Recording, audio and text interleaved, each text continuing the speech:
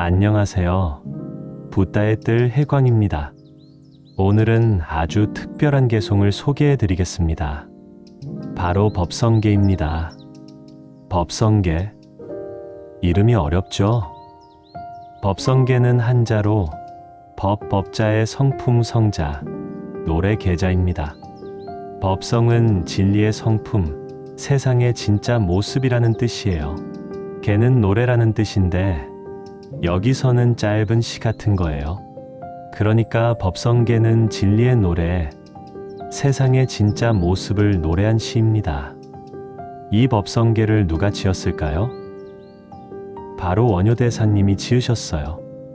원효대사는 신라시대의 위대한 스님이세요.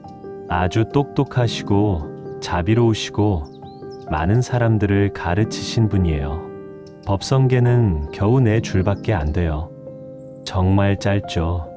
하지만 이 4줄 안에 우주의 모든 진리가 들어있어요.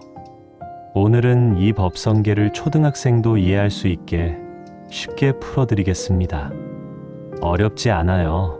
여러분도 충분히 이해할 수 있어요. 그럼 시작하겠습니다. 먼저 법성계 전체를 한번 읽어볼게요. 법성원용무이상 제법부동본래적 무명무상절일체 증지소지비어경. 한자로 된 거라 어렵죠? 이제 이걸 하나씩 쉽게 풀어드릴게요. 첫 번째 구절입니다. 법성원용무이상. 법성은 진리의 성품이에요. 원융은 둥글게 융합된다는 뜻이에요. 무이상은 둘이 아니라는 뜻이에요. 합치면 진리는 둥글게 융합되어 있어서 둘이 아니다, 이런 뜻이에요. 무슨 말일까요? 쉽게 설명해 드릴게요. 여러분, 물을 생각해 보세요. 물은 어디에나 있죠. 바다에도 있고, 강에도 있고, 구름에도 있고, 여러분 몸속에도 있어요. 바닷물과 강물은 다른 건가요? 아니에요. 둘 다 물이에요. 구름 속의 물과 여러분 몸속의 물은 다른 건가요? 아니에요. 다 같은 물이에요. 물은 여기저기 흩어져 있는 것처럼 보이지만 사실은 다 연결되어 있어요. 바닷물이 증발해서 구름이 되고, 구름이 비가 되어 강으로 흐르고, 강물을 우리가 마시면 우리 몸이 되고, 이렇게 모든 게 연결되어 있어요. 따로따로가 아니에요. 진리도 그래요. 우리는 나와 너, 이것과 저것, 좋은 것과 나쁜 것, 이렇게 나눠서 생각해요. 하지만 진짜 진리는 다 연결되어 있어요. 하나예요. 나무를 볼까요? 나무는 땅에서 양분을 받고, 하늘에서 햇빛을 받고, 공기에서 이산화탄소를 받아요. 그래서 나무는 땅, 하늘, 공기가 다 합쳐진 거예요. 나무만 따로 있는 게 아니에요. 땅, 하늘, 공기, 물, 햇빛이 모두 모여서 나무가 된 거예요. 우리도 그래요. 나는 나 혼자만 있는 게 아니에요. 부모님이 있어서 태어났고, 밥을 먹어서 자라고, 공기를 마셔서 살아요. 그러니까 나는 부모님, 농부, 요리사, 공기, 물, 햇빛이 다 모여서 된 거예요. 모든 게 연결되어 있어요. 따로따로가 아니에요. 이게 법성원용무이상이에요. 두 번째 구절입니다. 제법부동본래적. 제법은 모든 것, 모든 현상이라는 뜻이에요. 부동은 움직이지 않는다는 뜻이에요. 본래적은 원래부터 고요하다는 뜻이에요. 합치면 모든 것은 움직이지 않고 원래부터 고요하다, 이런 뜻이에요. 이상하죠? 세상은 온통 움직이잖아요.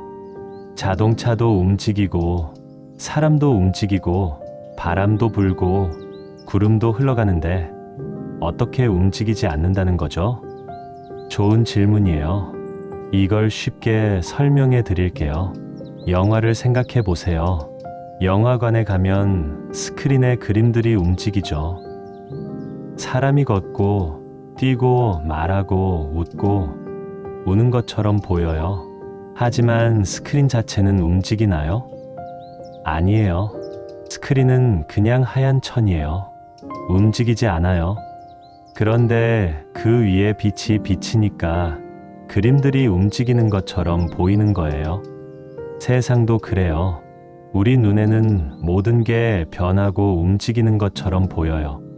하지만 그 근본, 그 바탕은 고요해요. 움직이지 않아요. 물을 또 생각해 볼까요? 파도를 보면 물이 막 움직이는 것처럼 보여요. 철썩철썩 높았다 낮았다 하죠. 하지만 파도가 가라앉으면 어떻게 돼요? 물은 다시 고요해져요. 평평하고 잔잔해져요. 파도는 잠깐 일어났다가 사라지는 거예요. 하지만 물 자체는 원래 고요한 거예요. 우리 마음도 그래요.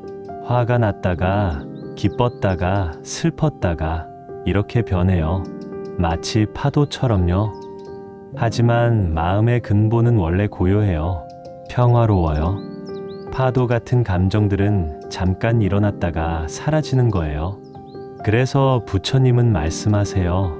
너무 감정에 휘둘리지 말라고. 화가 나도 잠깐이고, 슬퍼도 잠깐이고, 기뻐도 잠깐이라고. 마음의 본래 모습은 고요하고 평화롭다는 걸 기억하라고. 세 번째 구절입니다. 무명무상절일체. 무명은 이름이 없다는 뜻이에요. 무상은 모양이 없다는 뜻이에요. 절일체는 모든 것을 끊는다. 모든 것을 넘어선다는 뜻이에요. 합치면 이름도 없고 모양도 없어서 모든 것을 넘어선다. 이런 뜻이에요. 이것도 어렵죠? 쉽게 설명해 드릴게요. 여러분, 하늘을 볼까요? 하늘은 무슨 색깔이에요? 파란색이라고요? 정말요? 아침 하늘은 주황색이에요. 낮 하늘은 파란색이에요. 저녁 하늘은 빨간색이에요. 밤 하늘은 까만색이에요. 그럼 하늘의 진짜 색깔은 뭐예요? 하늘은 원래 색깔이 없어요. 빛이 비치는 방식에 따라 우리 눈에 다르게 보이는 거예요. 하늘은 파란색이다. 이렇게 이름을 붙이는 순간 우리는 진짜 하늘을 못 보게 돼요. 이름에 갇히는 거예요. 물은 어때요? 물은 무슨 모양이에요? 컵에 담으면 컵 모양이 돼요. 병에 담으면 병 모양이 돼요. 강에 있으면 강 모양이 돼요. 바다에 있으면 바다 모양이 돼요. 물은 원래 모양이 없어요. 그래서 어떤 모양으로든 변할 수 있어요. 진리도 그래요. 진리는 원래 이름이 없고 모양이 없어요. 우리가 진리라고 부르는 순간 이미 진짜 진리가 아니에요. 이름을 붙이는 순간 한계가 생기거든요. 부처님은 이걸 달을 가리키는 손가락으로 설명하셨어요. 누가 달을 보라고 손가락으로 가리켜요. 그런데 우리는 손가락만 봐요. 달은 안 보고요. 부처님의 가르침도 그래요. 부처님의 말씀은 진리를 가리키는 손가락이에요. 진리 자체가 아니에요. 우리는 부처님 말씀을 외우고 공부하는데 정작 진리는 안 봐요. 손가락만 보는 거예요. 진리는 말로 설명할 수 없어요. 이름 붙일 수 없어요. 모양으로 그릴 수 없어요. 그냥 직접 경험해야 해요. 느껴야 해요. 마치 딸기의 맛을 설명할 수 없는 것처럼요. 달콤하고 새콤하다고 말할 수 있지만 딸기를 안 먹어본 사람은 진짜 맛을 모르죠. 먹어봐야 알아요. 진리도 그래요. 네 번째 구절입니다. 증지소지비어경. 증지는 깨달음의 지혜라는 뜻이에요. 소지는 아는 것이라는 뜻이에요. 비어경은 다른 대상이 아니다. 다른 곳이 아니다 라는 뜻이에요. 합치면 깨달음의 지혜가 아는 것은 다른 대상이 아니다. 이런 뜻이에요. 이게 무슨 말일까요? 보통 우리는 무언가를 안다는 게 뭐라고 생각해요? 닫게 있는 걸 내가 배워서 아는 거라고 생각하죠. 수학 문제를 풀 줄 안다. 영어 단어를 안다. 친구 이름을 안다. 이런 게 안다는 거예요. 하지만 깨달음은 달라요. 깨달음은 밖에 있는 뭔가를 아는 게 아니에요. 나 자신을 아는 거예요.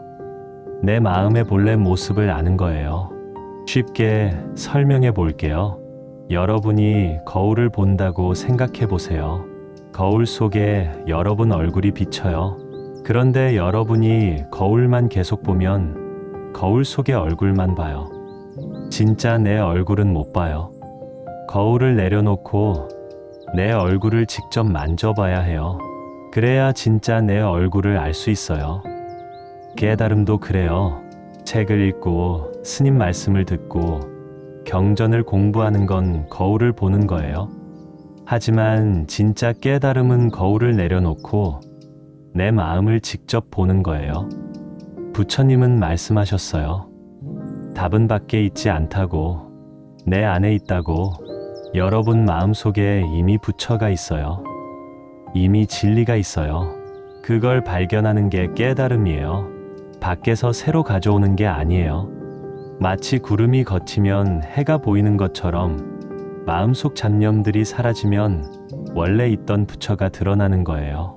자, 이제 법성계 네 구절을 다 배웠어요. 다시 한번 정리해 볼까요? 첫째, 법성원 육무이상. 모든 것은 연결되어 있다. 따로따로가 아니다. 둘째, 제법 부동본래죠. 모든 것은 변하는 것처럼 보이지만 근본은 고요하다. 셋째, 무명무상절일체. 진리는 이름도 모양도 없다. 말로 설명할 수 없다. 넷째, 증지소지비어경. 깨달음은 밖이 아니라 내 안에 있다. 이 네 구절이 무슨 뜻일까요? 한마디로 정리하면 이거예요. 진리는 특별한 곳에 있지 않다. 지금 여기 바로 이 순간에 있다. 그럼 법성계를 우리 일상에 어떻게 적용할 수 있을까요? 첫째, 연결되어 있다는 걸 기억하세요. 친구가 나한테 못되게 굴었어요. 화가 나죠. 그런데 잠깐 생각해 보세요.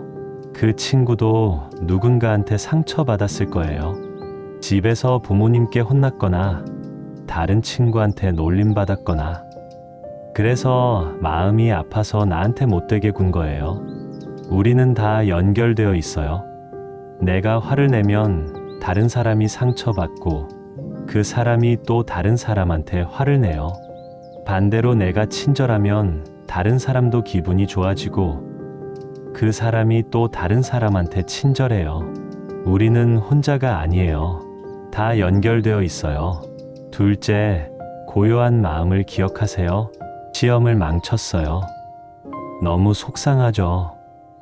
마음이 막 요동쳐요. 하지만 이건 파도예요. 파도는 잠깐 일어났다가 사라져요. 마음의 본래 모습은 고요해요. 잠깐 속상해도 괜찮아요. 금방 지나가요. 깊게 숨을 쉬어보세요. 눈을 감고 조용히 앉아보세요. 그러면 고요한 마음이 느껴질 거예요. 파도 아래에는 잔잔한 바다가 있어요. 감정 아래에는 평화로운 마음이 있어요. 셋째, 이름에 갇히지 마세요. 누군가 여러분을 공부 못하는 애라고 놀렸어요. 속상하죠. 하지만 그건 그냥 이름이에요. 여러분의 진짜 모습이 아니에요. 여러분은 공부 못하는 애가 아니에요. 여러분은 그냥 여러분이에요. 오늘 수학 시험을 못 봤을 뿐이에요. 그게 여러분 전부는 아니에요. 이름에 갇히지 마세요. 착한 아이, 나쁜 아이, 똑똑한 아이, 멍청한 아이, 이런 이름들은 다 가짜예요.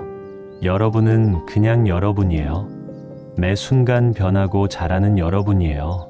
넷째, 답은 내 안에 있다는 걸 기억하세요. 뭔가 문제가 생겼어요. 어떻게 해야 할지 모르겠어요. 다른 사람한테 물어볼 수도 있어요. 책을 찾아볼 수도 있어요. 하지만 진짜 답은 내 마음 속에 있어요. 조용히 앉아서 내 마음의 소리를 들어보세요. 이게 옳은 건가? 내 마음이 편한가? 양심에 거리끼지 않나? 내 마음이 알려줄 거예요. 내 안에 지혜가 있어요. 법성계는 원효대사님이 지으셨다고 했죠? 원효 대사님은 정말 재미있는 분이에요. 아주 자유로우신 분이었어요. 원효 대사님에게는 유명한 일화가 있어요. 옛날에 원효 대사님이 의상 대사님이라는 친구 스님과 함께 중국으로 공부하러 가셨어요. 길을 가다가 날이 저물었어요. 비도 오고 어두워서 어디 쉴 곳을 찾았어요. 마침 동굴이 있었어요. 거기서 하룻밤 자기로 했어요. 한밤중에 원효 대사님이 너무 목이 말랐어요. 손으로 더듬거리다가 물이 담긴 그릇을 찾았어요. 와, 시원하다. 벌컥벌컥 마셨어요. 정말 맛있었어요. 다음 날 아침에 일어나 보니 깜짝 놀랐어요. 그게 동굴이 아니라 무덤이었어요. 그리고 어젯밤에 마신 물은 물이 아니라 해골에 고인 빗물이었어요. 으악, 원효 대사님은 토할 것 같았어요. 너무 더러운 걸 마셨잖아요. 그런데 그 순간 깨달았어요. 어젯밤에는 맛있다고 생각했는데 지금은 더럽다고 생각하네. 물은 그대로인데 내 생각이 바뀌었을 뿐이야. 모든 게 마음먹기에 달렸구나. 좋다 나쁘다는 게 원래 있는 게 아니라 내 마음이 만드는 거구나. 일체유심조, 모든 것은 마음이 지어내는 것이구나. 원효 대사님은 그 자리에서 크게 깨달았어요.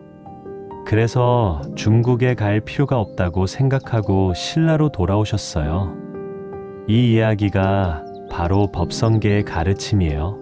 좋고 나쁨은 원래 없어요. 내 마음이 이름 붙이는 거예요. 맛있는 물, 더러운 물 이렇게요. 이름을 붙이지 않으면 그냥 물이에요. 좋지도 나쁘지도 않아요. 법성계를 읽으면 어떤 일이 생길까요? 첫째, 마음이 자유로워집니다. 좋다 나쁘다, 이거다 저거다 이런 생각에서 벗어나요. 그냥 있는 그대로 보게 돼요. 그러면 마음이 편해져요. 자유로워져요. 둘째, 감정에 덜 흔들립니다. 화가 나도 이건 파도일 뿐이야. 금방 지나가. 이렇게 생각하게 돼요. 슬퍼도 이것도 지나가. 마음볼레는 고요해. 이렇게 생각하게 돼요. 감정에 휘둘리지 않고 평화로워져요. 셋째, 모든 게 소중해 보입니다. 모든 게 연결되어 있다는 걸 알면 모든 게 고마워 보여요. 밥 한 그릇에도 농부, 햇빛, 비, 땅이 다 들어있어요. 고마워요. 친구 한 명도 나와 연결된 소중한 사람이에요. 넷째, 내 안의 지혜를 믿게 됩니다. 답은 밖에 있지 않아요. 내 안에 있어요. 내 마음의 소리를 듣게 돼요. 내 안의 부처를 믿게 돼요. 다섯째, 지금이 소중해집니다. 진리는 먼 곳에 있지 않아요. 지금 여기에 있어요. 과거를 후회하지 않아요. 미래를 걱정하지 않아요. 지금 이 순간을 살게 돼요. 여러분, 오늘 법성계에 대해 배웠습니다. 법성계는 짧지만 깊은 가르침이에요.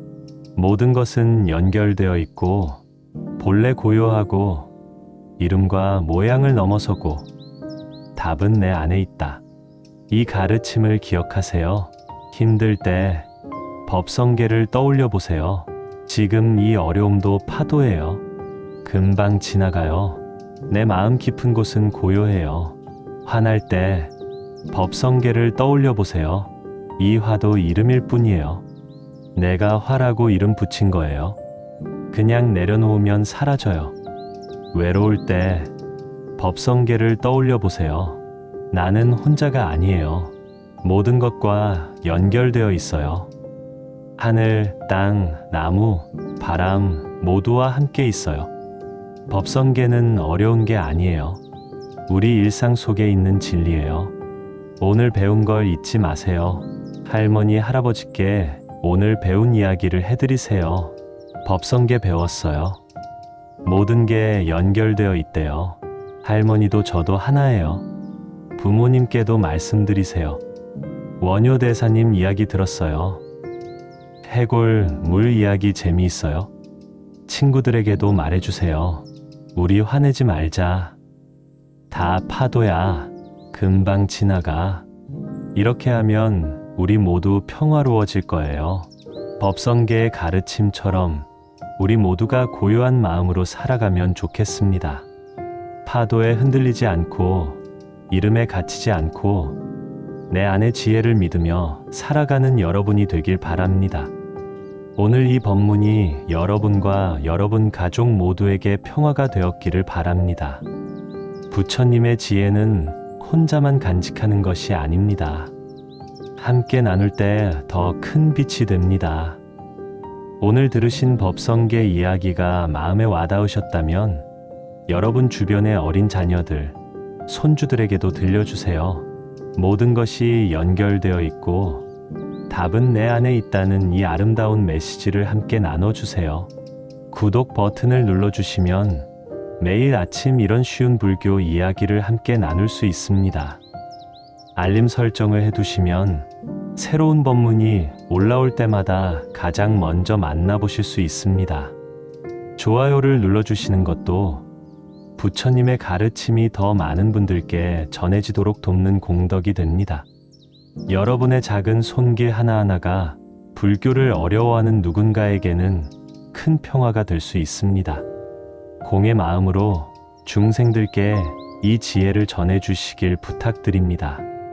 오늘도 부처님의 지혜가 여러분과 함께 하시길 바랍니다. 여러분 모두의 마음이 고요하고 평화롭기를 기원합니다. 감사합니다. 나무석가모니불